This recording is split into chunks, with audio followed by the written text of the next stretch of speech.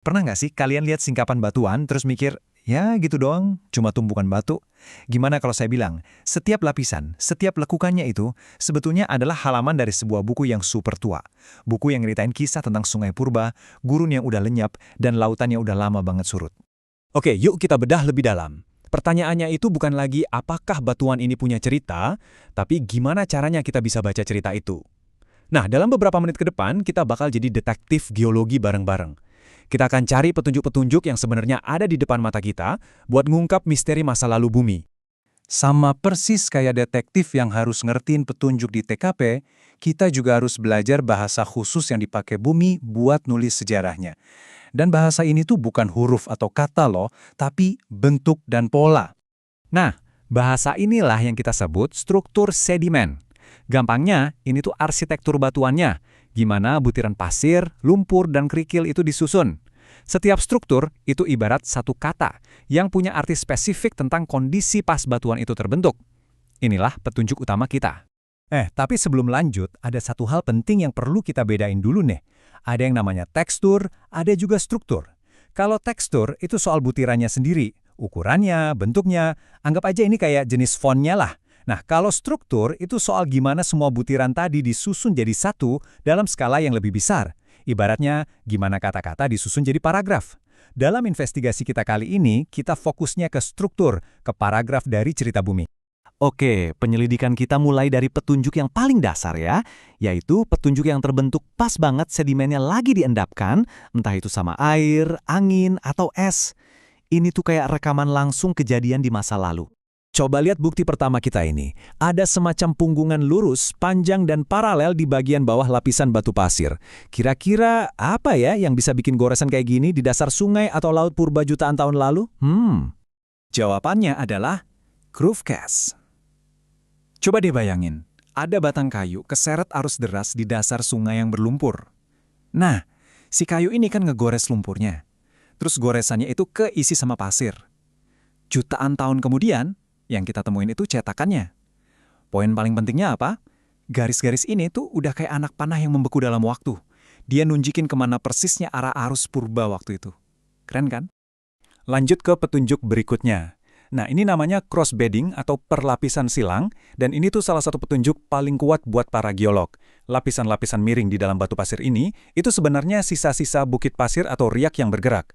Sisi yang miringnya landai itu selalu nunjukin ke arah mana arusnya mengalir. Makanya ini disebut kompas fosil. Dari sini kita bisa tahu kita lagi lihat sisa sungai purba atau gurun pasir yang luas. Sekarang coba perhatiin baik-baik dua jejak ini. Dua-duanya ini ripple marks atau gelembung gelombang. Tapi detail kecil di bentuknya itu cerita di baliknya beda banget. Lihat yang asimetris, satu sisi landai, satu sisi curam. Ini dibentuk sama arus yang geraknya satu arah, kayak di sungai. Nah, kalau yang simetris, ini terbentuk karena gerakan bolak-balik ombak di pantai. Cuma dari lihat bentuknya aja kita bisa bedain mana sungai purba, mana pantai purba. Kalau petunjuk yang ini kayaknya kita semua familiar beh. Retak lumpur atau mud cracks. Prosesnya sama persis kayak genangan air di jalanan yang kering, terus tanahnya jadi retak-retak. Nah, retakan ini bukti yang nggak bisa dibantah. Artinya daerah ini dulu pernah basah. Bisa jadi dataran banjir, pinggir danau, atau laguna, terus kering kena matahari. Siklus basah kering yang membeku jadi batu. Cerita di batuan itu nggak selamanya tenang loh. Kadang-kadang setelah sedimen yang endap tapi sebelum jadi batu, ada gangguan. Nah, petunjuk-petunjuk berikutnya ini nyeritain momen-momen yang nggak stabil, bahkan dramatis. Coba lihat, bentuk yang aneh ini, namanya load casts. Biar gampang, bayangin deh, ada banyak banget pasir basah, tiba-tiba ditumpahin ke atas lapisan lumpur yang masih lembek. Pasir yang lebih berat itu kan akan ke bawah, jadilah bentuk-bentuk kayak gumpalan gini. Ini bukti adanya pengendapan yang super cepat dan nggak stabil. Sebuah momen kaos yang terekam dalam geologi. Oke, semua petunjuk udah kita kumpulin. Sekarang, waktunya detektif geologi melakukan tugas utamanya. Nyatuin semua bukti buat merekonstruksi TKP-nya, yaitu dunia purba itu sendiri. Nah, ini aturan emas dalam geologi. Kalau kita cuma nemu satu petunjuk, artinya bisa macam-macam. Tapi, kalau kita nemu beberapa petunjuk berbeda di satu tempat dan semuanya nunjuk ke cerita yang sama, barulah kita bisa bikin kesimpulan yang kuat. Dan tabel ini nunjukin gimana semuanya saling nyambung. Contohnya ya, kalau kita nemu crossbedding yang ukurannya besar-besar, kemungkinan kita lagi ada di bekas gurun pasir atau sungai raksasa. Kalau nemu struktur kompleks namanya HCS atau Humoki Cross Stratification, itu tandanya kita lagi ngelihat sisa-sisa badai super dahsyat di laut dangkal.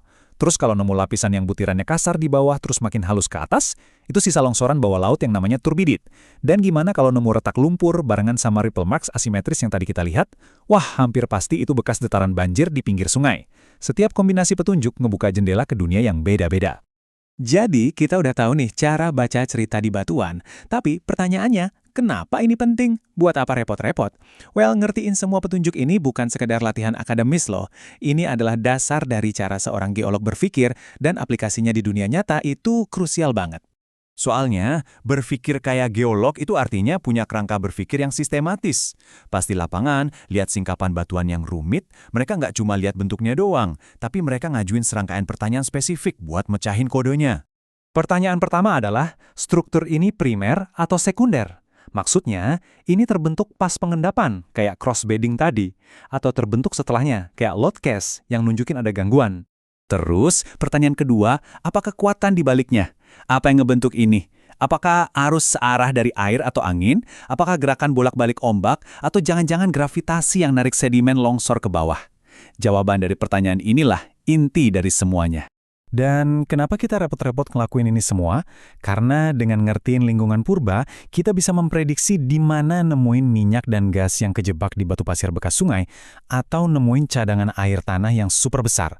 Dengan ngebaca siklus basah kering di batuan, kita bisa ngerti perubahan iklim ekstrim di masa lalu buat jadi patokan model iklim di masa depan. Dan yang paling gila, prinsip yang sama persis dipakai ilmuwan buat nerjemahin foto-foto dari robot di Mars. Mereka juga nyari tanda-tanda danau dan sungai purba di planet lain. Keren banget kan? Pada akhirnya, ini nih pesan yang paling kuat. Semua struktur ini bukan cuma pola acak yang kebetulan indah. Bukan. Mereka adalah ekspresi fisik dari hukum alam yang fundamental. Gravitasi, mekanika fluida, gesekan, yang bekerja pada butiran sedimen. Inilah inti dari ilmu geologi. Prinsip kalau masa kini adalah kunci menuju masa lalu. Proses yang kita lihat ngebentuk pantai dan sungai hari ini, yaitu juga proses yang sama yang ngebentuk batuan jutaan tahun lalu. Batuan ini jadi bukti kalau fisikalah yang menulis sejarah dan batu adalah buku catatannya. Jadi lain kali kalian lihat batu, ingat ya, kalian nggak lagi lihat benda mati, tapi kalian lagi lihat sebuah cerita yang nunggu buat dibaca.